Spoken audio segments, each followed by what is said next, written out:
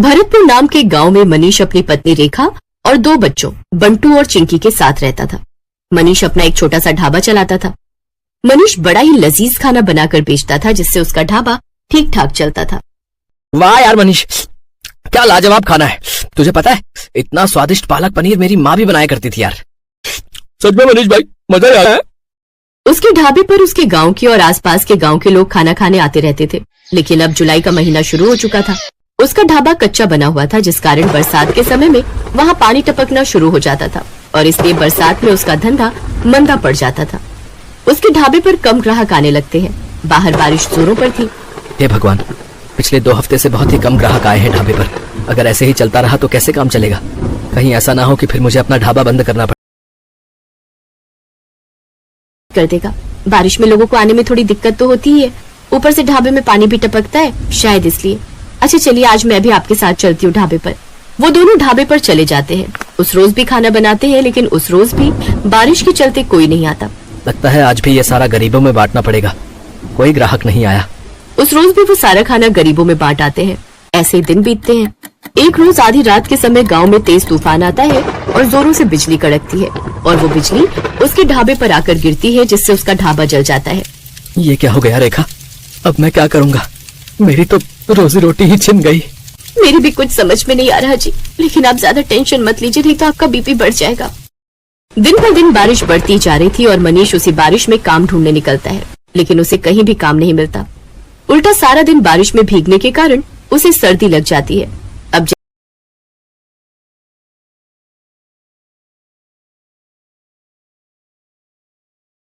काम ढूंढने निकलते हो, बेकार में परेशान होते हो। इससे तो अच्छा ये होगा कि आप मेरे साथ चलो और मेरी दुकान पर काम करो। वैसे भी मेरा आदमी अपने गांव गया हुआ है और मैं आपको महीने के आखिर में तनख्वाह दे दिया करूंगा। क्यों दे दी? ठीक कहा ना मैंने? हाँ, माधव बिल्कुल ठीक कह रहा है जी। वैसे भी अपने पास और कोई काम तो है नहीं, अब तब तक यही काम कर लो आप। अच्छा ठीक है माधव, तुम कहते हो तो मैं यही कर लेता हूँ। वैसे भी घर खर्च तो चलाना ही है ना। अब मनीष माधव की दुकान पर काम करने लगता है। वो बिना 1 मिनट भी आराम किए सारा दिन मेहनत करता, अनाज की बोरियों को ट्रकों से उतारता और दुकान के अंदर का सारा काम संभालता। लेकिन जैसे ही महीना पूरा होने को आता है, तभी तनख्वाह देने के नाम पर वो टाल मटोली करने लगता है। तनख्वाह? कैसी तनख्वाह जीजा जी? ये तुम कैसी बातें कर रहे हो माधव? तुम्ही ने तो उस रोज रेखा के सामने कहा था कि महीने के आखिर में तुम मुझे तनख्वाह दोगे। नहीं नहीं, ऐसा कुछ नहीं है। आपको काम की जरूरत थी, मैं जानता हूँ, लेकिन मैं आपको यहाँ पर काम करने नहीं, मदद करने के लिए बुलाता था। और मदद करने के लिए भी कोई पैसे लेता है क्या? ये तुमने मेरे साथ ठीक नहीं किया माधव, मैं तुम्हें देख लूंगा। अरे जाओ जाओ, बड़े आए मुझे सबक सिखाने वाले। मनीष दुखी मन से घर आ जाता है। आ गए आप? आज तो महीने का आखिर है, आज तो आपको तनख्वाह भी मिल गई होगी। तो पापा, फिर तो आप कल ही मेरे स्कूल की फीस भर दीजिए। आपको पता है मेरी टीचर मुझे रोज रोज फीस के लिए टोकती है। ये सुनते ही मनीष की आंखों में आंसू आ जाते हैं। मेरा नसीब न जाने कैसा है रेखा, जो मेरे साथ कुछ भी अच्छा नहीं हो रहा। आप रो क्यों रहे हैं? ठीक से बताइए ना क्या बात है। फिर मनीष उसे सारी बात बताता है। हे राम, वो इतना बड़ा मक्कार निकलेगा मैंने कभी नहीं सोचा था। छी, उसे तो भाई कहते हुए भी शर्म आ रही है मुझे। फिर कुछ दिनों तक जैसे तैसे वो दूसरी जगह नौकरी की तलाश में जाता है।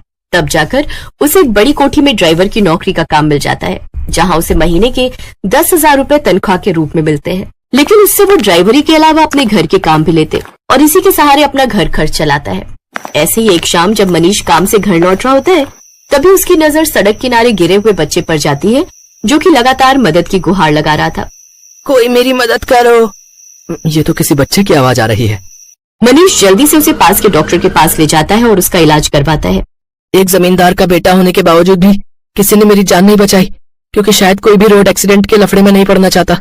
लेकिन आपने बिना कुछ सोचे समझे मेरी जान बचाई। आपका बहुत बहुत धन्यवाद मनीष काका। अरे इसमें धन्यवाद कैसा? तेरी जगह अगर मेरा बेटा होता तो क्या मैं उसकी जान नहीं बचाता?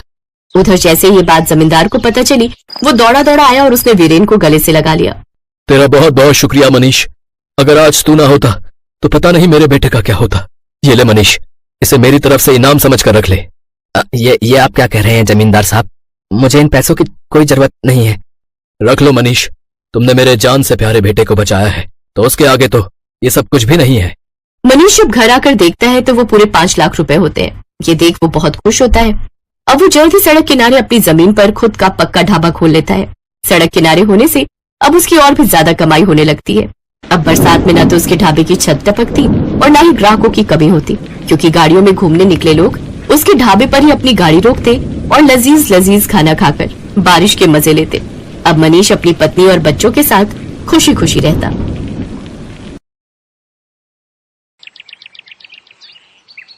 बेलापुर गांव में आत्माराम और उसकी पत्नी गायत्री रहते थे। गायत्री चाय की बड़ी ही शौकीन थी। जैसे ही बारिश का मौसम आता तब तो वो बस हर वक्त चाय की रट लगाती रहती। उसका पति आत्माराम मेहनत मजदूरी करके कुछ पैसे कमाता था। गायत्री घर संभालती थी, लेकिन वो चाय की इतनी शौकीन थी कि घर में राशन हो ना हो, लेकिन चाय बनाने का हर सामान हर पल उसके घर में रहता था। उसके पति को जब भी मजदूरी मिलती तो वो उसमें से राशन के साथ साथ अपनी चाय पत्ती और चीनी एडवांस में हिलाकर रख लेती। इतना सारा चाय बनाने का सामान फिर ले आई? अरे चाय की दुकान खोलने का इरादा है क्या? वाह मेरे पति देव, क्या आइडिया दिया है। ऐसा क्या कह दिया मैंने? वो तो तुम्हें सुबह ही पता चलेगा। गायत्री के पास एक पुराना टेबल था। अगले दिन सुबह उसने उस टेबल पर चाय की दुकान लगाने का फैसला किया। वो अपने उस टेबल को घर के बाहर ले आई और उस पर चाय बनाने का सामान रख दिया। मानसून का समय था, जिससे मौसम काफी सुहाना हो रखा था। चाय ले लो, सिर्फ 5 रुपए में चाय। आओ आओ, इस सुहाने मौसम में चाय का मजा लो। कुछ ही देर में उसके पास चाय पीने के लिए लोग आने लगे। ठंडी ठंडी हवा, मानसून का महीना, सुहाना मौसम और ऊपर से अदरक इलायची मसालों वाली चाय। बहन जी, एक कप मुझे भी देना। ऐसे ही देखते सुबह से दोपहर हो गई। आत्माराम गुस्से में बड़बड़ाता हुआ बाहर आया। सारा दिन बस लोगों को चाय ही पिलाती रहोगी या घर में खाना भी बनाओगी? हाँ तो कौन सी आफत आ रही है? दिख नहीं रहा बीवी बिजनेस कर रही है, खुद ही जाकर बना लो खाना। लेकिन मेरी माँ, बनाओ किसमें? चूल्हा तो तुम हथिया कर बैठी हो। अरे हाँ, मैं तो भूल ही गई थी। अच्छा, आज मेरा काम का पहला दिन है, परेशान मत करो। खाना अब सीधा रात को ही खाना, तब तक इस चाय से ही काम चलाओ। लो, एक कप चाय पियो। नहीं पीनी है तुम्हारी चाय। हे भगवान, मैं क्या करूं इस औरत का? काश कि कोई चाय देने वाला पेड़ होता जो सारा दिन बस चाय ही देता रहता। शाम को जब ग्राहक आने बंद हो गए तो गायत्री ने चूल्हा अंदर ले जाकर रख दिया और उसमें खाना बनाने लगी। साथ ही उसने चाय के पतीले में बची हुई थोड़ी सी चाय को अपने घर के आंगन में लगे पेड़ की जड़ों में डाल दिया। सुबह जब गायत्री आंगन में झाड़ू लगा रही थी तो उसकी नजर उस पेड़ पर गई। अरे, एक रात में इस पेड़ पर इतने फल कैसे लग गए? कल रात तक तो इसमें कुछ भी नहीं था। तभी वहाँ आत्माराम भी आ गया। हाँ, इसमें तो बहुत सारे फल लगे हैं, चलो एक तोड़ कर देखते हैं। आत्माराम ने फल तोड़ा तो उस फल में से चाय निकली। इस फल में चाय? अब भला ये कैसे हो सकता है? हाँ, चाय, क्योंकि मैं एक जादुई पेड़ हूँ। कल तुमने मेरी जड़ में चाय डाली थी, इसलिए अब तुम्हें हर रोज चाय मिलेगी। तुम जितनी चाहो उतनी चाय के फल मुझसे तोड़ सकते हो। वाह, ये तो बहुत ही अच्छा हुआ। अब हम बिना लागत लगाए ही लोगों को मुफ्त की चाय बेचेंगे और खूब मुनाफा कमाएंगे। अच्छा सुनिए जी, कि मैं उन्हें बेच सकूं? उन्होंने जल्दी से केटल में चाय भरी और फिर गायत्री उसे अपने टेबल लगाकर बेचने लगी। गायत्री बहन, आज तुम चाय चूल्हे पे नहीं बना रही? इस केटल में तो ठंडी होगी ना? नहीं भाई साहब, चाय एकदम गर्म है, बस अभी चूल्हे से उतार कर लाई हूँ। इस चाय में बड़ा ही स्वादिष्ट स्वाद है भाई। अब गायत्री के ग्राहक और भी बढ़ गए, क्योंकि जो स्वाद उस पेड़ की चाय का था वैसा स्वाद उन्हें और कहीं नहीं मिला। गायत्री अब खूब मुनाफा कमाने लगी। वो हर रोज सुबह फल तोड़ती और उसमें से चाय निकालकर लोगों को बेचती। एक रोज ऐसे ही रात को बहुत तेज आंधी तूफान चलने लगे और जोरों की बारिश हुई, जिसमें कि उस पेड़ पर लगे सभी फल टूटकर नीचे गिर गए। ये देख गायत्री बहुत परेशान हो गई और रोते हुए भगवान से प्रार्थना करने लगी। हे भगवान, ये क्या, सारे फल तो नीचे गिर गए। अब मैं अपने ग्राहकों को मुफ्त की चाय कैसे बेचूंगी? सोचा था अब हमारे अच्छे दिन आएंगे, अब हम कुछ बचत कर पाएंगे, लेकिन लगता है हमें फिर से दिहाड़ी मजदूरी करके ही जीवन काटना होगा। इसके बाद गायत्री उदास होकर दरवाजे पर ही बैठ गई और उसकी वहीं आंख लग गई। लेकिन अगली सुबह जब उसकी आंख खुली तो उसने देखा कि वो पेड़ फिर से पूरी तरह चाय के फलों से भरा पड़ा है। ये चमत्कार देख गायत्री और आत्माराम बहुत खुश हुए। फिर बारिश के मौसम में भी गायत्री तिरपाल लगाकर चाय बेचने लगी। अब तो भरी बारिश में भी लोग उनके यहाँ चाय का स्वाद चखने जरूर आते। उन्हें उस पेड़ की चाय की लत जो लग गई थी। आत्माराम ने भी अब मजदूरी छोड़ दी और वो भी अब अपनी पत्नी का हाथ बटाने लगा। उन्हें अब बिना लागत के चाय बेचकर खूब मुनाफा होने लगा और अब